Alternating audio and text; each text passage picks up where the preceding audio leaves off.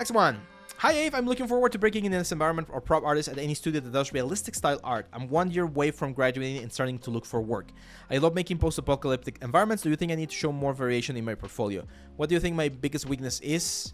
Please be as honest as possible. Let's take a look. Okay, so we have a trim sheet right here. This is good. This is good. Nice. Yeah, totally can see this in the game. Very nice level of detail. Keep this one. This one's really, really good. Nice, nice. These are some cliff material studies. Also very nice. Where'd you do this? Yeah, Substance 3D Designer. Yeah, this is really good, man. Awesome, awesome. I definitely need to learn how to do this because I don't know how to use Designer. Sorry. Post-apocalyptic made in Unreal Engine inspired by Samita. Nice. See, this is the difference from the other one that we saw recently. Because I can see that you did all of the different things, right? This is not like you kit bash the plans, which is obvious. That's pretty common. But you show me your process, right? It's like when we were in math in high school. You need to see the process. Yeah, this is great, man. So this is a concept by Samita. And this is your making of. Nice. Oh, this is great, man. Okay, careful here. This is very common things that I see with environments. We gotta be careful there. Blood, right? Blood oxidizes very quickly, man. Very, very quickly. So unless this is extremely fresh, and I can see there's a body there, but I can also see that there's some like other things. This will be way, way darker. And we need to see sort of like the blood being dragged in that direction if they move the body over there, right? Like, it's a little bit of storytelling things that we need to add here, because it doesn't make sense to have a pool of blood here, another pool of blood here, another pool of blood here, and then the body over here. Like, I would expect the blood to follow a specific path following the body. And I know this is very sort of like gory and stuff like that, but it's important to understand that that's what we need to take into account.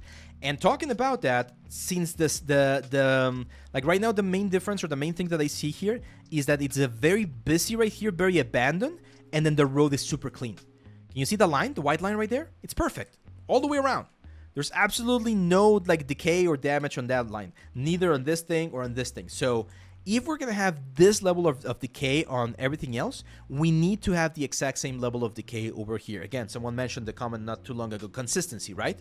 So it's very, very important that we add that consistency here. So we need to start sort of like breaking that path. Like, here's another one. Like, if they drag the body, the blood is going to cover that line, right? So we're going to see a little bit of that blood right there on top of the line. That's the kind of stuff that we need. Car glass is too clean? I think it's fine. We can make it a little bit more intense, but this is fine. So it's attention to detail. That's the sort of like the next step that you might need to do. I think the camera angle is off. What, compared to the concept? Might be. Concept again. Yeah, the concept looks a little bit more open, so probably more like a wide shot, but that's fine because as he says here, it's inspired, so it's not like an exact copy. Now, another thing, and I'm going to have to open Photoshop for this to show you. For another thing that we can do, my friend, is a little bit of post-production. You can do this in Unreal as well, but especially for your portfolio piece, it can really help. And I know you did it, because I do see like the vignette and the thing right here. A good job there. I would just darken things a little bit more. Yeah, I'm not going to open Photoshop. I would just darken things a little bit more here. Just a little bit more as a vignette to really add more like focus to the character. And these shots right here, these are fine. Maybe just a little bit more depth of field. I like this one. These are useless. And I'm sorry that I'm being very brutally here, but this shots right here, like this is useless. This is like when you were a kid and you were taking pictures with like a phone camera and you were taking pictures of a freaking brick or something. Like you're not telling me anything here. Like, I'm not seeing anything. There's nothing important. So take that one out. Same for this one. Like, I know we're taking a picture of the back of the shed. I would rather have more sort of like open like shots from the original scene from like different angles. Like maybe an aerial view, you know, from the top. That will be interesting. But yeah, this is a good stuff, man. Joseph, I like that one. And then this one. See, Joseph, here I have a little bit of an issue with you. You did a great job on the other one. And this one, I think you dropped the ball a little bit on the texturing side of things. Because the concept looks a little bit more grungy. And you're matching things very nicely, by the way. Like, even like the freaking shapes of the decay on the wall. But some of this ones, like this sofa right now, I would like to see a little bit more of the fabric. And this is something very important for you, Joseph. You need to understand that, yes, it's our job to copy the concept as much as possible. But it's also our job to take the concept to the next stage, right? So if the artist didn't add like a little bit of texture to some of these elements, and you can add the texture, do it. So adding a little bit of fabric texture to these things would be a good idea, because it looks a little bit I'm not sure if the right word is stylized or cartoony compared to realistic, but then we have some very realistic things. So again, it's kind of like a mix of both. It's a good project, don't get me wrong. Like, it's a really, really good project. I really like it. Love the spider webs, by the way. It's just that some of the textures I feel like could be pushed a little bit more. And the reason why I think that textures can be pushed a little bit more is because of this.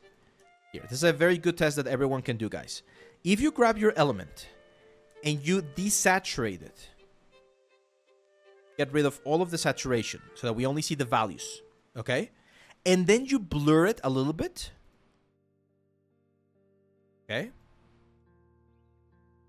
You should be able to tell the materials that we have here, right? And right now, as you can see, everything looks very uniform in terms of values. You guys see that? So everything looks very, very simple or very, very similar. I'm not seeing any like strong highlights or strong like shadows or different like patterns or something. And that's what it would be like valuable to see. Like, it will be cool to see a little bit more of this like plastic material. Like, if it's going to be shiny, right? If it's like a tarp or something like that. Go. Seeing a little bit more of those sort of like reflections. A little bit more intense. Same on the sofa, right? Like those highlights. And that's material definition. So we work a little bit more on material definition to really see that difference, which happens very often in concept art. In concept art, things tend to be very sort of like flat in terms of like interpretation. So if you can push some of those values in and out to get a little bit more differences, you're gonna see that like effect. Thank you, Anthony. Yeah, thank you. Enjoy your weekend as well. And you can see here on the render, look at how bright this part of the scene is, and look at how yours looks. So we can definitely push the brightness and the values of some of the textures and the materials a little bit more here, Joseph, to get a nicer result. But it's great that you were able to do all of these things. And to some of the other portfolio submitters that are seeing this one right here, this is exactly what I mean. Like, I'm not trying to be mean, but this is the kind of stuff right now. Joseph is your competition, right?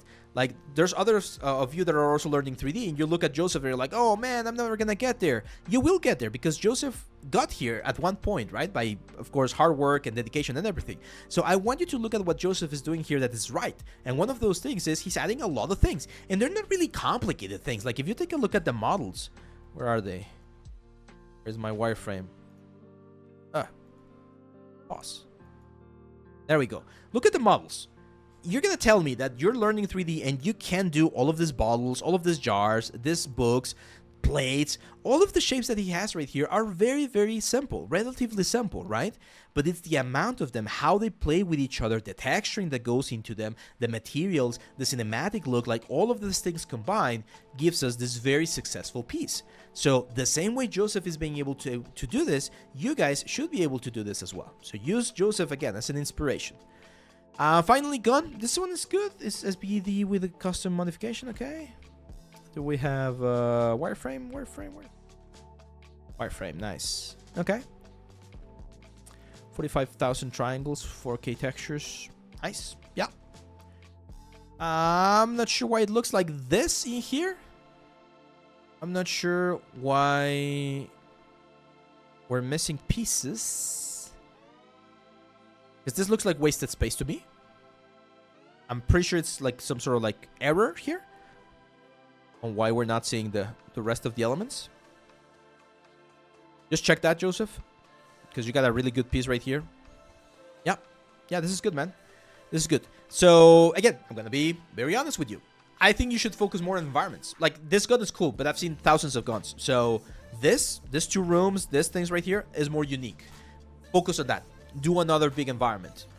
Do like the thing that you did with this motel of doing all of the different kit bashes and parts, assemble them, present them, because you have a really, really good understanding and you have a lot of talent as well to be a great environment artist. If this is what you enjoy, if you really like doing environments, keep working on environments. Learn a little bit about speed tree, for instance. That could help you with your process in terms of freaking trees and plants and all that kind of stuff. And also Gaia. Try to learn Gaia for environment creation. That's another one that you're going to find very useful, because you can incorporate Gaia with this kind of stuff and you're going to get some really freaking nice environments.